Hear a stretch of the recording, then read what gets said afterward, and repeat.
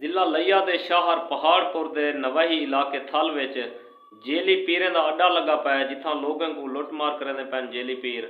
मुख्तलिफ उन्हें को झांसे देंदे भाई तुम्हारी पसंद की शादी थी सी अगर कोई औरत घर लेके तंग है तुम्हारी तलाक थी वैसी तुम्हारे घर के मसाइल झगड़े वगैरह हर मसले का हल मकसद वो पीर साहब फरमांदे सी सारे को है पिया बस चंद पैसे दो ई मसले को असा हल कर रहे तो तावीज़ दे जरिए है।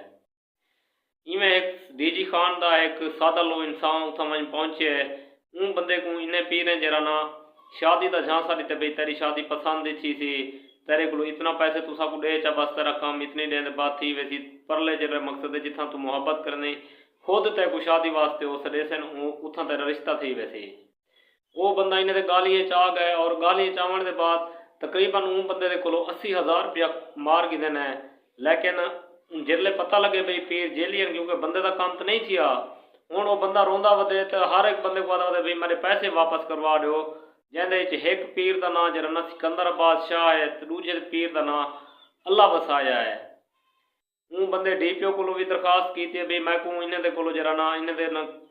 कार्रवाई करो और मैं को इंसाफ दो और मेरे पैसे ने के वापस गिन दो लेकिन ये होंदा क्या नहीं क्योंकि वो खुद गए उन्हें को खुद वहीं फंसे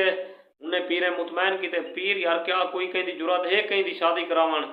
वो तो जिमें मेरा मालिक चाहती जिमें अल्लाह की मर्जी हो सी उवें ही थी अगर चाहे सारी जिथा नसीब लिखा खड़ा होंगे ना उसे ही हर चीज़ अल्लाह ताला तय करेंदा है।